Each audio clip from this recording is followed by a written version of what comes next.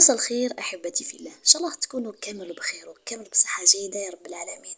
كما راكم تشوفوا اليوم جايبت لكم ليالي لبنان. حالة بزاف بنين، شفتوا ديجا من قبل وعملته ولكن بطريقه مختلفه جدا كما راكم تشوفوا في هذه الصوره، ولكن ان شاء الله راح اعملها لكم بطريقه واحده اخرى وجد رائع. بقاو معاي شوفوا المقادير وكيفيه التحضير. عندي كاس معمر سميد كما راكم تشوفوا يكون لازم رقيق، وعندي كاس سكر كما راكم تشوفوا بنفس الكمية. نخلط المكونات كما راكم تشوفوا مع بعض، طريقة جد سهلة وبسيطة وفي متناول الجميع. من بعد هنا نبداو نضيفوا الحليب، نحطوا 4 كاسات من الحليب كما راكم تشوفوا، والبنة ولا أروع. تحبوا تعملوها بالطريقة الأولى اللي عملتها أو بالطريقة الثانية نفس الشيء، والذوق كمان رائع. كما راكم تشوفوا هنايا راني نحط في الحليب، ومن بعد نخلط الكل جيدا حتى يتمازج كل الخليط اللي معانا بهذا الشكل وبهذه الطريقة. أكيد بطبيعة الحال بعد ما نخلطوه مليح نبداو نحطوه فورا في طنجرة ونحطوه على النار كما راكم تشوفوا.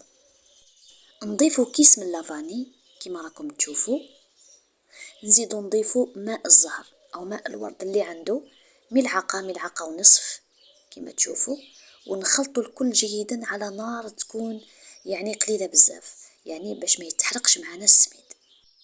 واكيد نستمر في الخلط حتى يعقد معنا الخليط كما راكم تشوفوا. نقعدوا غير نخلطوا ما نتوقفوش. كما تشوفوا هنايا راهو عمل فقاعات، هنا بدا يعقد معايا كما تشوفوا بهذا الشكل وبهذه الطريقة، وهنا راهو تعقد معايا كما راكم تشوفوا. نحتاجو لازم يكون بهذا القوام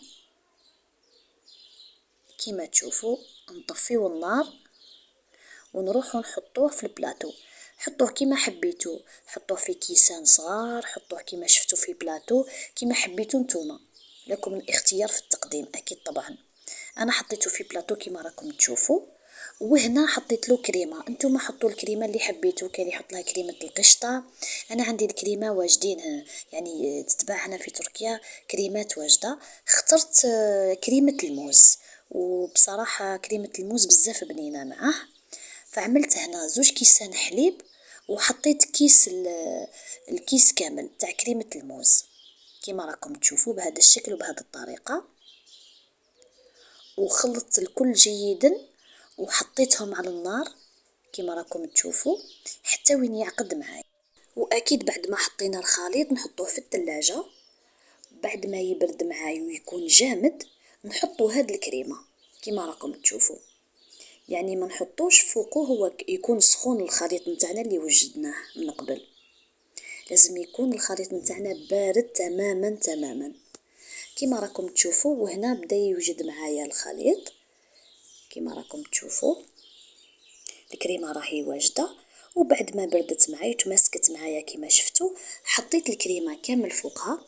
التزيين يكون اختياري كما تحبوا نتوما، بيستاش، كاوكاو، لوز كما حبيتوا. انا حطيت نواه كوكو جود بالموجود بطبيعه الحال.